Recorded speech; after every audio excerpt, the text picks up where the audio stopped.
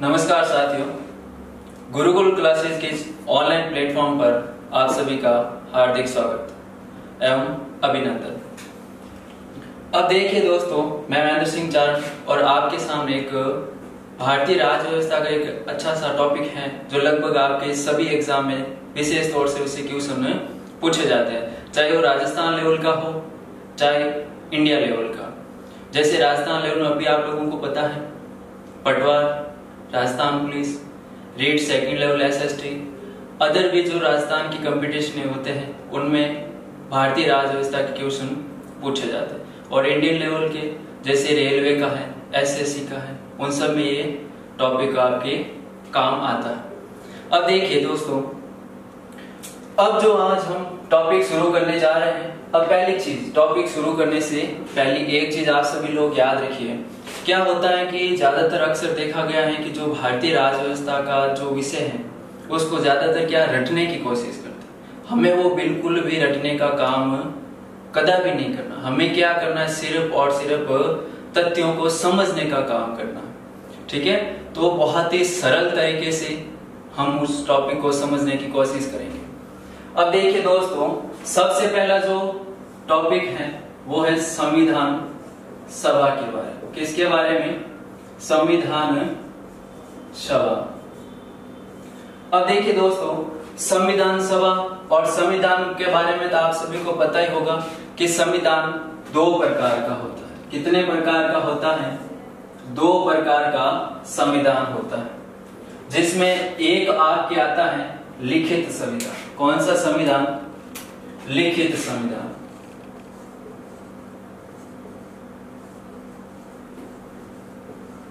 एक आता है आपके लिखित संविधान और दूसरा है अलिखित संविधान। अलिखित संविधान। अब देखिए दोस्तों, संविधान कितने प्रकार का होता है? दो प्रकार का, जिसमें एक लिखित संविधान और दूसरा अलिखित संविधान। अब हमें समझना है कि लिखित संविधान किसे कहते हैं या और अलिखित संविधान किसे कहते हैं। अब देखिए दोस्तों, लिखित जैसा कि शब्द से ही हम लोगों को पता चला, लिखित, लिखित का अर्थ मतलब लिखा हुआ। लिखित का मतलब आप सभी को पता है लिखा हुआ, यानी कि वह संविधान जो लिखित रूप में हो। किस रूप में हो? लिखित रूप में।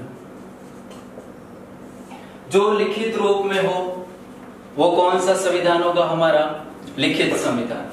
अब देखिए, तो फिर आपको पता होना चाहिए कि लिखित रूप में, जैसे कि एग्जाम्पल के तौर पे देखें तो हमारा भारत देश का, कौन से देश का? जो भारत देश है, तो उस भारत देश का संविधान कैसा है? लिखित संविधान। और यदि हम अगली चर्चा करें तो दूसरा आता है अमेरिका। दूसरा कौन सा आता है? अमेरिका। तो भारत और अमेरिका, ये दो देश, इस तरीके से और भी कई देश है जिनका संविधान किस तरीके से है? लिखित रूप में। और दूसरा है अलिखित रूप। संविधान का दूसरा कौन सा है? अलिखित। अब देखो, अलिखित मतलब लिखा हुआ नहीं है, तो फिर आपके दिमाग में आ रहा होगा कि जब लिखा हुआ नहीं है तो फिर वहां देश की शासन व्यवस्था किस तरीके से संचालित हो रही होगी। अब देखिए, ये जो अलिखित संविधान ये प्रथाओं पर आधारित है। किस पर आधारित है? प्रथाओं पर आधारित। यानी जो प्रथाओं पर आधारित होता है वो देश, यानी कि उस देश का संविधान कैसा होगा? अलिखित संविधान। अब प्रथाओं पर कैसे? जैसे हम सामान्य तौर पर उदाहरण लेते हैं, हमारे घर परिवार से हम एग्जाम्पल के तौर से बात करते हैं ताकि समझने में हम लोगों को आसानी होगी। अब देखिए, हमारे घर के अंदर भी कोई नियम लिखे हो है नहीं, ये आप सभी को पता है। फिर भी हमारे घर में सब काम हो रहा है किस तरीके से? पहले से चली आ रही प्रथाओं के आधारित। तो वही चीज है, जिन देशों का संविधान अलिखित है, यानी कि वो वहां पर किस तरीके से प्रथाओं पर आधारित है, वहां का जो संविधान संचालित होता है वो कैसा संविधान? अलिखित संविधान। जिस तरीके से हमने देखा कि लिखित रूप में भारत का, अमेरिका का, तो उसी तरीके से उदाहरण के तौर पर यदि देखा जाए कि अलिखित, यदि आपसे पूछ ले कि निम्नलिखित में से अलिखित संविधान किस देश का है, या इस तरीके से आपके सामने कई बार क्वेश्चन पूछ जाता है। तो सबसे पहले देखिए कनाडा, कौन से देश का? कनाडा देश का संविधान कैसा है? अलिखित है। फिर इसके बाद दूसरा सऊदी अरब का, जो सऊदी अरब है उस सऊदी अरब का भी किस तरीके का है? अलिखित है। और अगले यदि हम बात करें तो ब्रिटेन का, अगली बात करें तो किसका? ब्रिटेन का। तो देखो एक बार वापस समझने की कोशिश करते हैं बहुत ही आराम से कि संविधान कितने प्रकार का होता है? 2 प्रकार का, लिखित और अलिखित। अब लिखित, जो लिखित रूप में उपलब्ध हो, यानी जिस देश का संविधान लिखा हुआ हो उसको लिखित संविधान कहते हैं, जैसे कि भारत और अमेरिका का। फिर दूसरी बात आती हमारी कि अलिखित संविधान, यानी कि उस देश का संविधान जो किस पर आधारित हो? प्रथाओं पर आधारित हो, वहां का कैसा होगा? अलिखित संविधान। अब देखिए अलिखित संविधान के जैसे कनाडा देश का जो संविधान है वो किस तरीके से है? अलिखित, यानी एक तरीके से हम कह सकते हैं वहां पर संविधान प्रथाओं पर आधारित, वहां उस देश की कुछ एक प्रथाएं जिन पर आधारित है वहां का संविधान, जैसा सऊदी अरब में भी है और ब्रिटेन में भी है। तो ये हो गया हमारे अलिखित संविधान। फिर देखो साथियों, हम चर्चा करते हैं भारतीय संविधान के बारे में। किसके बारे में?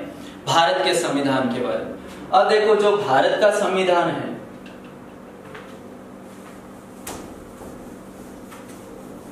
भारत का संविधान, अब देखो साथियों जो भारत का संविधान है उस भारत के संविधान, ऐसा तो है नहीं कि अंग्रेजों ने हमें गिफ्ट के तौर पर दिया हो, या अंग्रेजों ने कहा था कि ये हमारी तरफ से आप लोगों को क्या है? भेंट है, ऐसा तो है नहीं।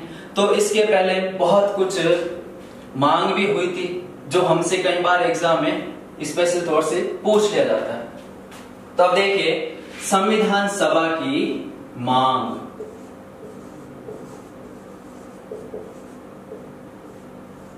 संविधान सभा की मांग, यानी भारत के अंदर संविधान सभा की मांग किन किन व्यक्तियों ने की थी? यहां से कई बार आप लोगों को क्वेश्चन देखने को, और बहुत ही सरल तरीके से समझना है और वीडियो आपको पूरा अंत तक देखना है। तो देखिए संविधान सभा की यदि मांग, तो इसमें जो सबसे पहली मांग आती है कि संविधान सभा की पहली मांग कब की गई थी? संविधान सभा की पहली मांग, तो साथियों संविधान सभा की जो पहली मांग की गई थी वो की गई थी 1895 की। फिर संविधान सभा की ये पहली मांग हो गई, ठीक है। अब ये संविधान सभा की पहली मांग 1895। फिर इसके बाद अगली चीज कि ये जो मांग है 1895 ये किस व्यक्ति ने की थी, ठीक है। तो ये की थी बाल गंगाधर तिलक ने।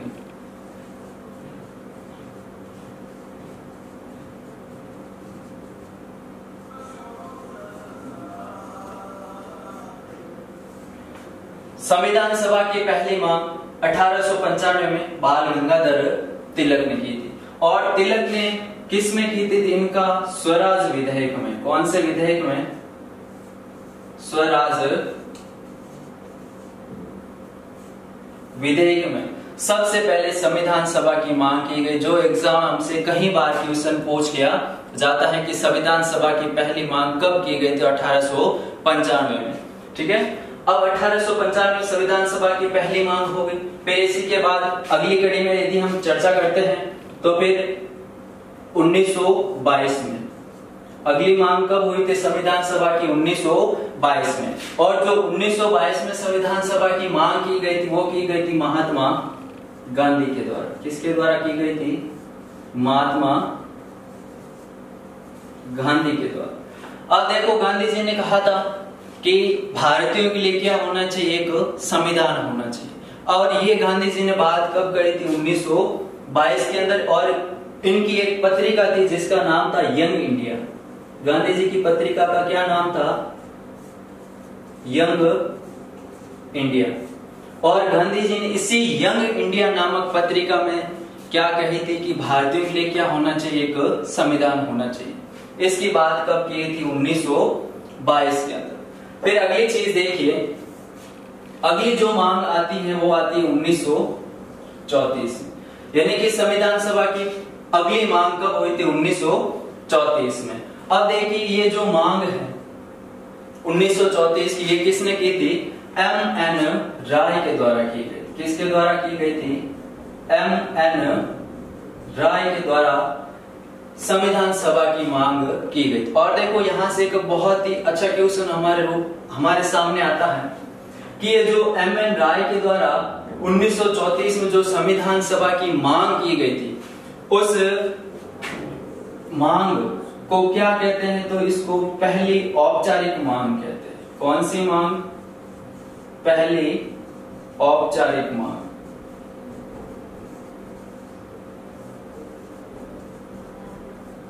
कई बार क्वेश्चन पूछा जाता है कि संविधान सभा की पहली औपचारिक मांग कब की गई थी, तो ज्यादातर तो यहीं पर अटक कर बैठ जाते हैं कि 1895, जबकि वहां पर हमारा ऑप्शन क्या हो जाता है, गलत हो जाता है।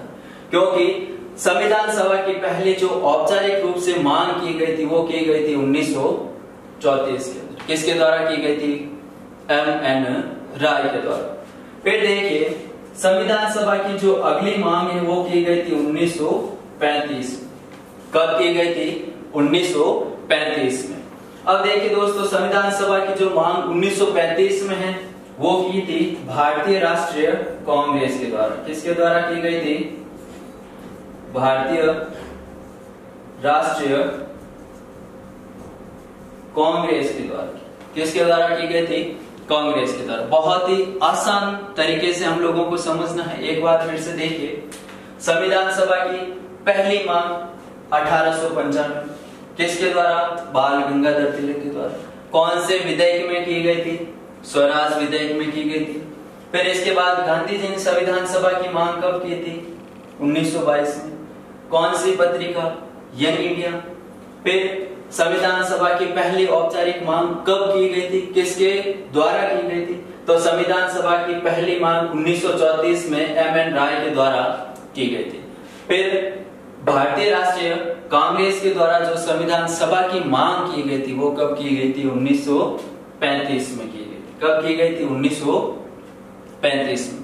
तो देखिए अब ये तो हो गई संविधान सभा की मांग।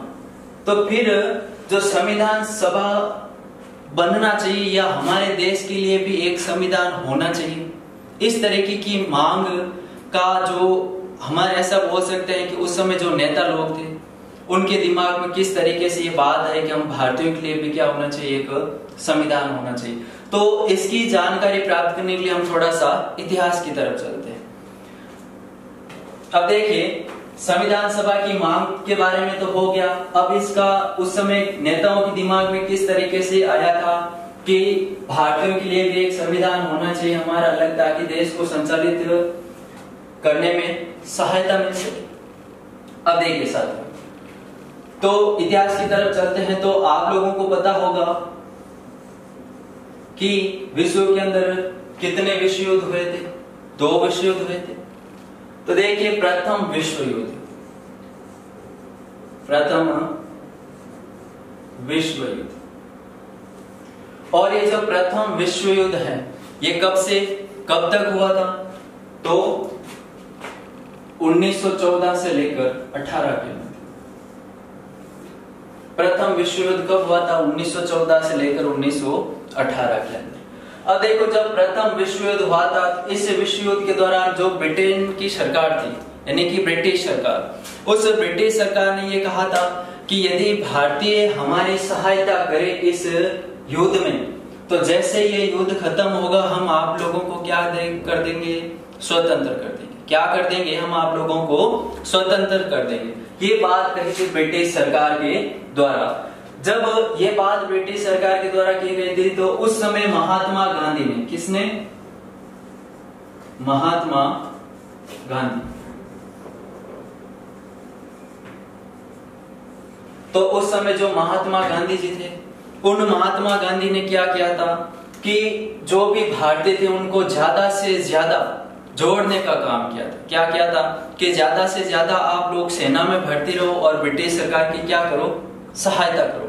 ये बात कही थी किसने, महात्मा गांधी ने। कौन सी युद्ध के दौरान, प्रथम विश्व युद्ध के दौरान महात्मा गांधी ने भारतीयों को ज्यादा से ज्यादा ब्रिटिश सरकार की तरफ सेना में शामिल होने के लिए कहा था। तो इसी के कारण कई बार हमसे क्वेश्चन पूछ लिया जाता है कि सेना में भर्ती कराने वाला एजेंट के रूप में किसे जाना जाता है या किसे कहा गया। तो महात्मा गांधी को क्या कहा गया है, सेना में भर्ती कराने वाला एजेंट कहा गया। सेना में भर्ती कराने वाला एजेंट। तो सेना में भर्ती कराने वाला जो एजेंट कहा गया वो किसे कहा गया था, महात्मा गांधी को। कई बार यहाँ से क्वेश्चन पूछे जाते थे, आप विशेष तौर से याद रखें। और क्यों कहा गया, क्योंकि इस युद्ध के दौरान ब्रिटिश सरकार ने कहा था कि ये जैसे युद्ध खत्म होगा उसके बाद हम आप सभी भारतीयों को क्या दे देंगे, स्वतंत्रता दे देंगे। अब जब स्वतंत्रता दे देंगे तो ये बात बोलती, तो महात्मा गांधी ने ज्यादा से ज्यादा लोगों को प्रेरित किया और कहा था कि आप ज्यादा से ज्यादा ब्रिटिश सरकार की और सेना में शामिल हो और उनको जीत दिलाओ, ताकि उसके बाद हमारे देश को क्या मिल जाएगी, आजादी मिल जाएगी। लेकिन जैसे ही युद्ध खत्म हुआ था, कौन सा युद्ध, प्रथम विश्व, और ब्रिटिश सरकार ने कहा था कि हम जैसे युद्ध खत्म होगा सभी भारतीयों को क्या दे देंगे, स्वतंत्रता। तो ब्रिटिश सरकार ने उस बात से क्या कर दिया, मना कर दिया। और ब्रिटिश सरकार ने कहा था कि हमने तो ऐसी कोई बात कही भी नहीं। फिर इसी के बाद क्या हो गया था, भारत में आंदोलन होने प्रारंभ हो गए। क्या होने प्रारंभ हो गए थे, आंदोलन होना जायज सी बात है, क्योंकि उस समय महात्मा गांधी ने बहुत से भारतीयों को सेना में भर्ती किया था और उसी बदौलत ब्रिटिश सरकार को क्या मिली थी, जीत मिली थी प्रथम विश्व युद्ध के दौरान। ठीक है, तो अब उसके बाद क्या होना प्रारंभ हो गया था, आंदोलन होने प्रारंभ हो गए। जिस तरह अब आंदोलन प्रारंभ हो गए तो इसके बाद दूसरा विश्व युद्ध, कौन सा, दूसरा विश्व युद्ध।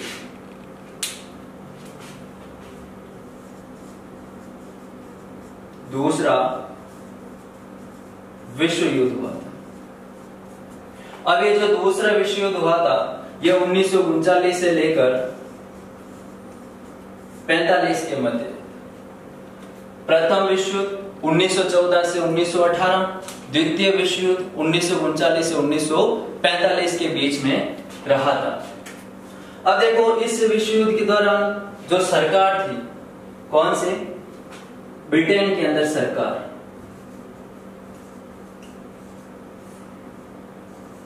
ब्रिटेन में सरकार, जो ब्रिटेन में सरकार थी वो कंजर्वेटिव पार्टी की थी।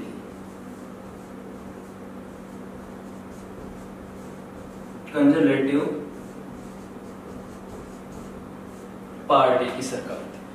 द्वितीय विश्व युद्ध के दौरान कई बार हमसे पूछ जाता है कि ब्रिटेन में सरकार तो कंजर्वेटिव पार्टी की, वहां पर क्या थी, सरकार थी। अब देखिए इस सरकार के जो प्रमुख थे, यानी कि ऐसा बोल सकते हैं सरकार का प्रमुख यानी कि प्रधानमंत्री। तो जो ब्रिटेन का प्रधानमंत्री था, और उस समय जो ब्रिटेन का प्रधानमंत्री हुआ करता था जिनका नाम था विंस्टन चर्चिल। क्या नाम था, विंस्टन चर्चिल। अब देखिए दोस्तों, द्वितीय विश्व युद्ध 1939 से 1945, और उस समय ब्रिटेन में सरकार कौन से पार्टी की थी, कंजर्वेटिव पार्टी की। और उस समय इस पार्टी का जो प्रमुख यानी कि प्रधानमंत्री था उनका नाम क्या था, विंस्टन चर्चिल। अब द्वितीय विश्व युद्ध के दौरान क्या हुआ था कि जो ब्रिटेन देश था वो पूरी तरीके से घिर चुका था। ऐसे हम बोले तो सैन्य दृष्टि से भी कमजोर हो चुका था, आर्थिक दृष्टि से भी कमजोर हो गया था। उस कारण से इसने क्या किया था, जो विंस्टन चर्चिल थे इनकी सरकार के बारे में आंदोलन होने प्रारंभ हो गए थे ब्रिटेन के अंदर। तब इन्होंने भारत से सहायता लेने के उद्देश्य, किस उद्देश्य से, भारत से सहायता लेने के उद्देश्य से इन्होंने भारत में एक मिशन भेजा था जिसका नाम था क्रिप्स मिशन। बहुत ही महत्वपूर्ण है, कई बार हमसे पूछा जाता है। कौन सा मिशन भेजा था, क्रिप्स मिशन भेजा था।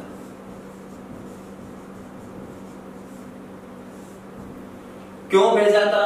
भारतीयों से सहायता प्राप्त करने के उद्देश्य से विंस्टन चर्चिल ने क्रिप्स मिशन भेजा था। अब देखिए दोस्तों, ये जो क्रिप्स मिशन भेजा गया था, ये कब भेजा गया था? 1942 में भेजा गया। कब भेजा गया था? 1942 में ये क्रिप्स मिशन भारत भेजा गया था। यदि आपसे पूछ ले कि इस क्रिप्स मिशन के अध्यक्ष कौन थे, यानी कि किसकी अध्यक्षता में ये क्रिप्स मिशन भारत भेजा गया था, तो याद रखिए आप स्टैफर्ड क्रिप्स।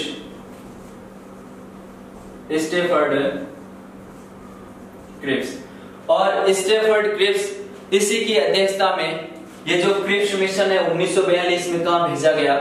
भारत भेजा गया था। ठीक है, और इसका जो मुख्य उद्देश्य था वो क्या था? भारतीयों से सहयोग प्राप्त करना, क्योंकि द्वितीय विश्व युद्ध के दौरान ब्रिटेन पूरी तरीके से क्या हो गया था? कमजोर हो गया था। अब जब इसकी अध्यक्षता में भेजा गया था, अब देखिए सबसे पहली चीज कि ये जो क्रिप्स मिशन भेजा गया था विंस्टन की सरकार के द्वारा नहीं भेजा गया था। इसका मतलब ये जो विंस्टन चर्चिल थे, कौन थे? विंस्टन चर्चिल, ये खुद इस क्रिप्स मिशन के खिलाफ में थे। क्या थे? क्रिप्स मिशन के खिलाफ। पहली बात याद रखना, क्रिप्स मिशन, वैसे तो आप सभी को पता है कि क्रिप्स मिशन असफल हो गया था, लेकिन असफल क्यों हुआ? हमें उन सब प्रत्येक एक छोटी बात को जानना है। सबसे पहली चीज कि जो विंस्टन चर्चिल थे ये खुद इस क्रिप्स मिशन के खिलाफ थे, क्योंकि क्रिप्स मिशन गया इसी उद्देश्य से था कि भारतीयों से सहायता प्राप्त करें, और जैसे इस बार युद्ध जैसे ही खत्म होगा हम भारतीयों को क्या दे देंगे? आजादी दे देंगे। इस बात के खिलाफ ये खुद था विंस्टन चर्चिल। फिर इस बात का जब पता चला भारतीय नेताओं को, विशेष तौर से आप सभी को पता महात्मा गांधी जी थे, पंडित जवाहरलाल नेहरू थे, जब उनको इस बात का पता चला तो इनको क्रिप्स मिशन को क्या कर दिया था? नकार दिया था। क्या कर दिया था? नकार दिया था। यानी कि क्रिप्स मिशन पूरी तरीके से क्या हो गया था? असफल हो गया था। जब क्रिप्स मिशन असफल हो गया और जैसा कि मैंने आपको बताया था, ब्रिटेन के अंदर लोगों ने क्या कर दिया था? आंदोलन शुरू कर दिया था, और इसी आंदोलन के द्वारा विंस्टन चर्चिल की सरकार क्या हो जाती है? घिर जाती है। क्या हो जाती है? घिर जाती है। जब विंस्टन चर्चिल की सरकार घिर जाती है तो इसके बाद जो नई सरकार बनती है वो क्लीमेंट एटली के नेतृत्व में बनती है। किसके नेतृत्व में? क्लीमेंट एटली के नेतृत्व में नई सरकार का क्या होता है? गठन होता है। और ये जो चुनाव होते हैं ये कब होते हैं? 1945। तो जो 1945 में चुनाव होते हैं, इस चुनाव में किस पार्टी की सरकार बनती है? लेबर पार्टी की। याद रखना, कई बार हमसे पार्टी भी पूछ ली जाती है कि विंस्टन चर्चिल किस पार्टी के थे? Conservative party. आपसे पूछ सकते हैं कि क्लीमेंट एटली, तो जो ये क्लीमेंट एटली थे वो कौन सी पार्टी थी इनकी? तो इनकी पार्टी थी लेबर पार्टी। कौन सी पार्टी दोस्तों? Labour party. और जो ये प्रधानमंत्री बने थे कौन सी पार्टी के बने थे? लेबर पार्टी के प्रधानमंत्री चुने गए थे। कब चुने गए थे? 1945 में। क्योंकि विंस्टन चर्चिल वो उनके खिलाफ आंदोलन प्रदर्शन होने शुरू हो गए थे, जिसके कारण उनकी सरकार गिर गई थी। और जब सरकार गिर गई थी दोबारा चुनाव हुए, और फिर इनके दोबारा चुनाव हुए तो 1945 के अंदर क्या हुआ था? लेबर पार्टी की सरकार बनी। और लेबर पार्टी की सरकार के जो प्रमुख यानी कि वहां के प्रधानमंत्री, और प्रधानमंत्री कौन बने थे? क्लीमेंट एटली। अब देखिए दोस्तों, जैसे ही क्लीमेंट एटली प्रधानमंत्री बने तो इन्होंने भारत सबसे पहले भेजा था कैबिनेट मिशन। बहुत ही महत्वपूर्ण है, कई बार एग्जाम में से क्वेश्चन पूछ के आते हैं कि कैबिनेट मिशन भारत कब आया था, कितने सदस्य थे, किसकी अध्यक्षता में आया था, क्या था इसका उद्देश्य, क्या थे। तो एक एक चीज को हम बहुत ही बारीकी से देखेंगे।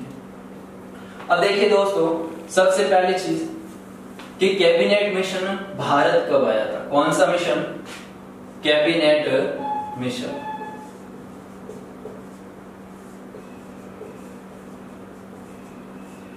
देखिए दोस्तों, जो कैबिनेट मिशन है वो कैबिनेट मिशन 24 मार्च 1946 को, कब की बात है? 24 मार्च 1946। और 24 मार्च 1946 को कैबिनेट मिशन भारत आया था। कहाँ आया था? भारत आया था। अब अगली बात, यानी कि हमारा अगला जो यहाँ से क्वेश्चन बनता है या जो पूछा जाता है कि कैबिनेट मिशन कितने सदस्यों का था, तो याद रखना आपको कितने सदस्यों का? 3 सदस्यों का। कितने सदस्यों का? 3 सदस्यों का। ठीक है, कैबिनेट मिशन भारत कब आया? 24 मार्च 1946। कितने सदस्यों का था? तो 3 सदस्यों का ये था। फिर अगली चीज कि 3 सदस्य कौन कौन थे? सबसे पहला पैट्रिक लॉरेंस,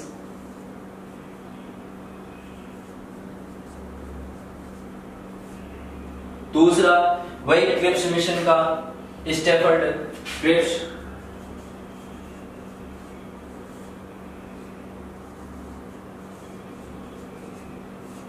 और जो तीसरा सदस्य था उनका नाम था एवी अलेक्जेंडर।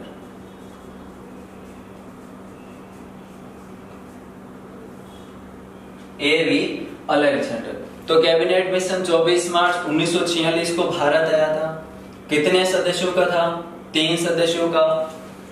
पैट्रिक लॉरेंस, जिनको क्या बनाया गया था? अध्यक्ष बनाया गया। क्या बनाया गया था? अध्यक्ष। अगला हमारा क्वेश्चन कि कैबिनेट मिशन के अध्यक्ष कौन थे या किसकी अध्यक्षता में कैबिनेट मिशन भारत आया था? पूछने वाला किसी तरीके से पूछ सकता है, हमें बस हमारा कॉन्सेप्ट क्लियर रखना है, बाकी सारे के सारे क्वेश्चन के आंसर आराम से होंगे। बस आराम से आपको देखना है और साथ साथ आप क्या करोगे? अपने नोट्स बनाते रहोगे। ठीक है। अब देखो कई बार यहां से पूछ लिया जाता है इनके पद को लेकर। किनके पद को लेकर? अब ये 3 लोग थे कौन? तो ये जो तीनों के तीनों तो ये लेबर पार्टी के मंत्री थे। कौन सी पार्टी के? जो लेबर पार्टी थी। लेबर पार्टी की सरकार बनी थी क्लीमेंट एटली की। और आपको पता है एकीकरण के समय भी कई बार राजस्थान, जो भी हम हिस्ट्री वगैरह पढ़ते हैं उस हिस्ट्री में पूछ जाता है कि एकीकरण के समय ब्रिटेन का प्रधानमंत्री तो क्लीमेंट एटली था। तो ये जो तीनों मंत्री थे किस पार्टी से थे? लेबर पार्टी से। यानी कि किसके मंत्री हो गए थे तीनों के तीनों? तो आप क्या बताओगे? क्लीमेंट एटली के मंत्री। तो जो अब पैट्रिक लॉरेंस थे, इनके पास कौन सा पद हुआ करता था? तो इनके पास पद था भारत सचिव का। इनके पास कौन सा पद था? भारत सचिव का पद था। किसके पास? Patrick Lawrence. फिर स्टैफर्ड क्रिप्स, जो स्टैफर्ड क्रिप्स थे ये व्यापार मंत्री थे। कौन से मंत्री थे? व्यापार मंत्री थे। अब ये व्यापार मंत्री स्टैफर्ड क्रिप्स। फिर हमारा आता है एवी अलेक्जेंडर, जो नौसेना के मंत्री थे। नौसेना मंत्री यानी कि नेवी मंत्री थे। कौन से थे? एवी अलेक्जेंडर। ठीक है दोस्तों, पैट्रिक लॉरेंस जिनके पास कौन सा पद था? भारत सचिव का। स्टैफर्ड क्रिप्स जिनके पास कौन सा पद था? व्यापार मंत्री थे। और एवी अलेक्जेंडर जो नौसेना के मंत्री थे। ठीक है, अब ये हमारा कंसेप्ट यहां से क्लियर हो गया। तीनों के तीनों कहीं से भी पूछ ले कि कौन सा मंत्री था तो आप आसानी से क्या कर देना? उसका जवाब दे।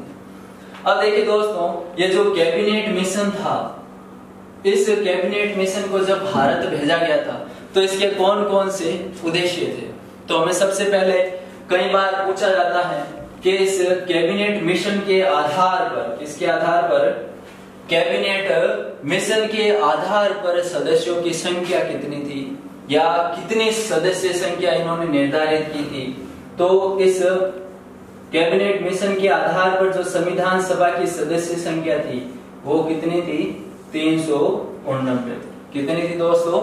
389 सदस्य संख्या थी। किसके आधार पर? कैबिनेट मिशन के आधार पर। अब दोस्तों आपके कैबिनेट मिशन के आधार पर जो सदस्य संख्या निश्चित की गई थी वो कितनी थी? 389। अब देखिए दोस्तों, कैबिनेट मिशन,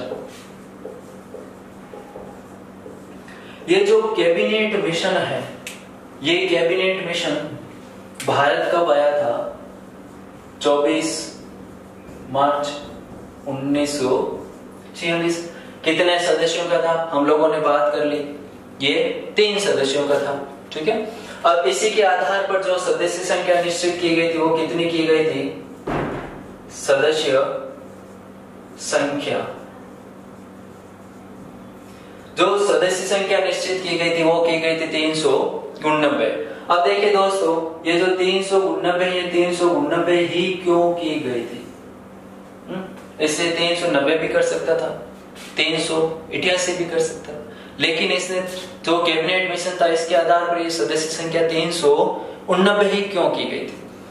तो देखिए दोस्तों, इसका ये जो कैबिनेट मिशन था, सबसे पहले इसने कहा था, या जो इसने अपने सुझावों में सबसे पहली बात कही थी कि जो सदस्य संख्या निश्चित की जाए वो कितनी की जाए? 389।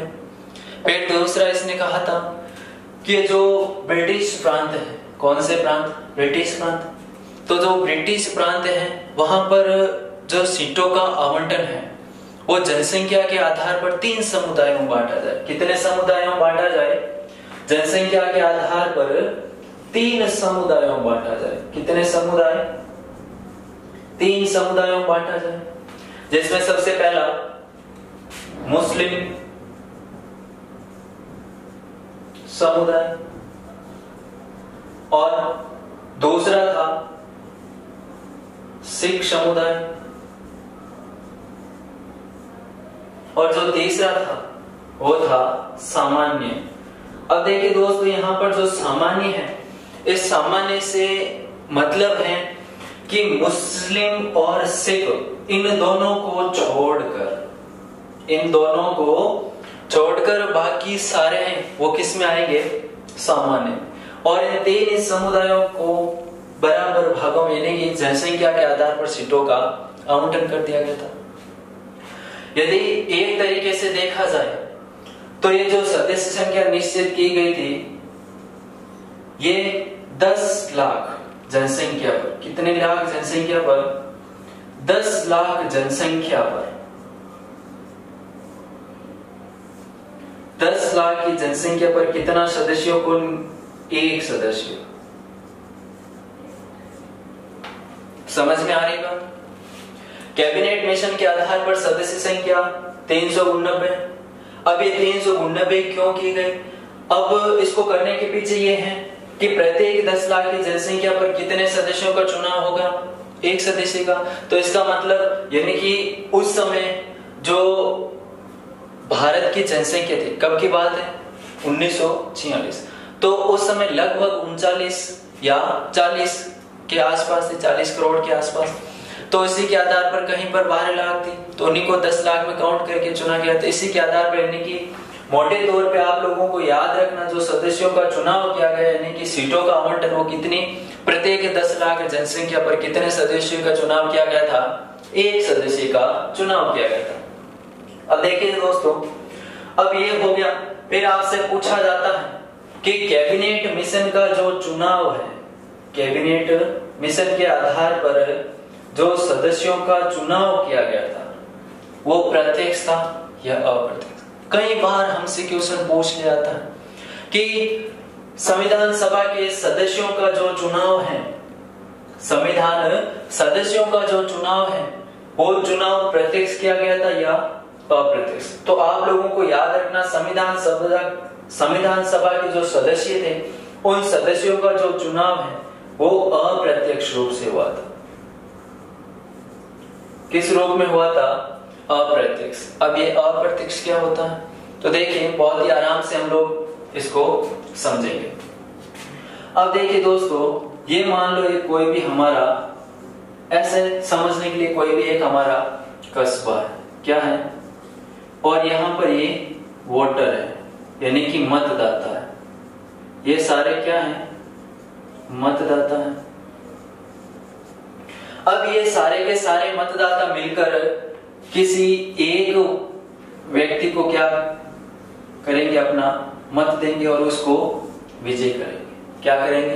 विजय करेंगे। अब इन सब ने मिलकर किसी एक को विजय बनाया और फिर ये सरकार के निर्माण के लिए अपना मत किसी आगे को दे, यानी कि किसी जो अगले हैं उसको देगा। तो देखिए दोस्तों, यदि जो ये सरकार का प्रमुख है इस तरीके समझ लो, यदि ये सीधा डायरेक्ट तौर से इन्हें मत देता तो ये कैसा हो जाता? प्रत्यक्ष हो जाता। कैसा हो जाता? प्रत्यक्ष हो जाता। लेकिन इन्होंने पहले चुना, फिर जनता द्वारा चुना गया प्रतिनिधि आगे की सरकार चुनता है, तो इस विधि ये हमारा चुनाव कौन सा हो गया था? अप्रत्यक्ष रूप से हो गया था। तो याद रहे, कैबिनेट मिशन के आधार पर सदस्य संख्या 389, कितनी सीटों का आवंटन? 10 लाख की जनसंख्या पर एक का किया गया था। और चुनाव संविधान सभा के जो सदस्य थे उनका चुनाव किस तरीके से हो गया था?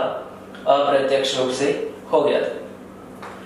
फिर अगली दोस्तों, जो इनका संविधान सभा का जो चुनाव हुआ था, क्या हुआ था? संविधान सभा का चुनाव जो जुलाई और अगस्त 1946 में हुआ था। कब हुआ था? संविधान सभा के सदस्यों का चुनाव, और वो चुनाव जुलाई अगस्त 1946 में हुआ था। चुनाव कब हुआ था? जुलाई अगस्त 1946। अब देखिए दोस्तों, जो चुनाव हुआ था, कई बार हमसे पूछ लिया था कि कांग्रेस को कितनी सीटें मिली थी, मुस्लिम लीग को कितनी मिली थी। और उस चीज को जानने से पहले जो ये 389 सदस्य थे और इनको भी 2 भागों में बांटा गया। कितने भागों में बांटा गया था? 2 भागों में। तो उसकी हम चर्चा करते हैं।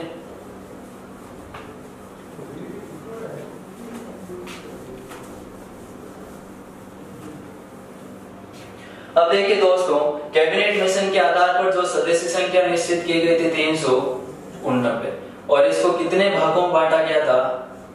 2 भागों में बांटा। कितने भागों में बांटा गया था? 292 प्लस 4 और 1 थे 93 सदस्य। कितने सदस्य? एक तरफ 93 सदस्य थे, दूसरी तरफ 292 प्लस 4 सदस्य थे। अब यदि इन दोनों की टोटलिंग करेंगे तो हमारे पास कितने आ जाएंगे? 389। अब हम लोगों को समझना है कि 2 अलग अलग किस तरीके से। तो देखिए दोस्तों, बिल्कुल आसान से, क्योंकि उस समय जो ब्रिटिश शासन था वो 2 भागों में था। कितने भागों में? एक तो वे प्रांत जिस पर डायरेक्ट यानी कि सीधे तौर से ब्रिटिश सरकार का अधिकार था, और दूसरे वे प्रांत जिन पर राजा महाराजाओं का शासन था, यानी कि उन पर राजा महाराजाओं पर ब्रिटिश का था, लेकिन जो जनता थी उस पर किसका था? राजा महाराजाओं का। यानी कि हम बोल सकते हैं कि जो देसी रियासतें थी, कौन सी? देसी रियासतें। और जो ये देसी रियासतें थी, इन देसी रियासतों से जो चुनकर आई, अब वहां पर एक चीज याद रखना, जो देसी रियासतें थी वहां से सदस्यों का चुनाव नहीं हुआ था। ये चीज बहुत याद रखनी है आपको। तो फिर आप कहोगे जब चुनाव नहीं हुआ तो फिर यहाँ से क्या हुआ? तो जब चुनाव नहीं हुआ तो ये जो सदस्य थे इनको क्या किया गया था? मनोनीत किया गया था। क्या किया गया था?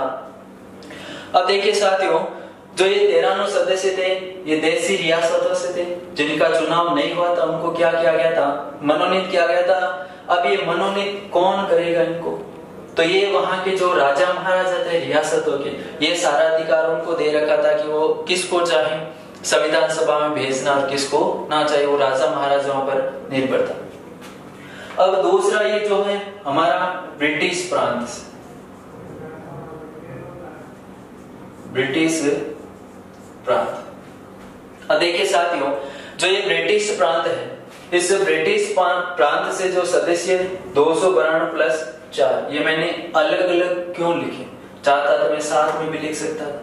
तो देखिए दोस्तों, ब्रिटिश प्रांत से जो ये सदस्य हैं तो इनका हुआ था चुनाव। क्या हुआ था दोस्तों? चुनाव हुआ था। और चुनाव अप्रत्यक्ष। मैंने आपको बता रखा था कि सदस्यों का चुनाव किस रूप में हुआ था? अप्रत्यक्ष। अब देखिए दोस्तों, यहाँ से दो टाइप के क्वेश्चन बनते हैं। पहला कि 389 सदस्य हैं तो उनको 2 भागों में 292 प्लस 93। अब यहाँ से पूछा जा सकता है कि संविधान सभा के सदस्य थे, संविधान सभा के सदस्यों का जो चुनाव है वो किस तरीके से हुआ था। तो आपको पता है संविधान में जो सदस्य चुने गए थे वो निर्वाचित भी थे और मनोनीत भी थे। फिर आपसे पूछा जा सकता है कि संविधान सभा में मनोनीत सदस्यों की संख्या कितनी थी, तो 93 थी। कितनी थी? 93। जो कहां से? देशी रियासतों से। फिर आपसे पूछा जा सकता है कि निर्वाचित सदस्यों की संख्या कितनी थी, तो आप क्या बताओगे? 292 प्लस 4 यानी कि 296 सदस्यों का क्या हुआ था? चुनाव हुआ था। क्या हुआ था दोस्तों? चुनाव हुआ था। तो एक बात क्लियर रखो कि संविधान सभा के जो सदस्य थे वो निर्वाचित भी थे, मनोनीत भी थे। मनोनीत 93 और निर्वाचित 296 थे। अब देखिए दोस्तों ये 4 का मामला क्या है। 4 का मामला क्या, हमें इसको समझना बहुत ही आसानी से। अब देखिए दोस्तों जिस तरीके से वर्तमान में केंद्र शासित प्रदेश होते हैं, क्या होते हैं? केंद्र शासित प्रदेश होते हैं। तो जो ये केंद्र शासित प्रदेश उस समय इनको कहा जाता था चीफ कमिश्नरेट क्षेत्र। कौन से कहा जाता था इनको? चीफ कमिश्नरेट क्षेत्र। चीफ कमिश्नरेट, ठीक है। जो वर्तमान में केंद्र शासित है उसी तरीके से हम इनको केंद्र शासित प्रदेश भी बोल सकते हैं। तो जो चीफ कमिश्नरेट क्षेत्र था उनकी संख्या कितनी थी दोस्तों? 4 थी। अब आपसे पूछा जा सकता है कि 4 कौन कौन सी? 4 कौन कौन सी? तो आप उस समय बताओगे तो बहुत ही आसानी से हमें याद रखना है कि 4 कौन कौन से थे। अब देखिए मैं यहां पर लिख रहा हूं, ठीक है। सबसे पहले अजमेर मेरवाड़ा, अजमेर मेरवाड़ा, ठीक है। ये जो 4 चीफ कमिश्नरेट प्रांत हैं जिसमें सबसे पहले अजमेर मेरवाड़ा आपको पता ही हमारा राजस्थान में भी था, ठीक है। कहां का है? राजस्थान का। दूसरा बलूचिस्तान, दूसरा चीफ कमिश्नरेट क्षेत्र कौन सा हो गया हमारा? बलूचिस्तान। तीसरा हो गया कुर्ग। तीसरा कौन सा हो गया दोस्तों? कुर्ग। और ये जो कुर्ग वाला क्षेत्र है, ये कुर्ग वाला क्षेत्र कहां से आ गया? तो कर्नाटका। कहां है? कर्नाटक। और जो चौथा आता है वो आता है दिल्ली। कौन सा आता है? दिल्ली। तो याद रखिए दोस्तों सदस्यों को निर्वाचित भी थे, मनोनीत भी थे। मनोनीत 93, निर्वाचित 296, जिसमें ये जो 4 थे वो कैसे थे? चीफ कमिश्नरेट क्षेत्र से चुने गए थे। चीफ कमिश्नरेट क्षेत्र कौन कौन से? अजमेर मेरवाड़ा, बलूचिस्तान, कुर्ग और दिल्ली। ये 4 क्षेत्र कैसे थे? चीफ कमिश्नरेट क्षेत्र थे। तो निर्वाचित की संख्या टोटल कितनी हो गई? 296 हो गई थी। अब देखिए दोस्तों यदि आप जो भी हमने अभी तक जो टॉपिक पढ़ा है, यदि इसमें आप किसी को कोई समस्या हो तो आप कमेंट करके मुझे बता सकते हो, ताकि जो हमारी नेक्स्ट क्लास होगी उसमें मैं आपकी समस्या का सॉल्यूशन जरूर करूंगा। यदि आपका कोई क्वेश्चन हो तो आप कमेंट बॉक्स में जरूर कीजिए। यदि आज की जो हमारी क्लास है वो यदि आपको पसंद आई हो तो प्लीज लाइक कीजिए, शेयर कीजिए और जो हमारा चैनल है उसको सब्सक्राइब कीजिए, क्योंकि आपके लाइक्स और आपके जो कमेंट है वही हमारा क्या बढ़ाएंगे? हौसला बढ़ाएंगे। तो प्लीज और आप 1-2 बार देखते रहिए ताकि आपको सारा का सारा बहुत ही आराम से सब कुछ याद हो जाए। धन्यवाद दोस्तों।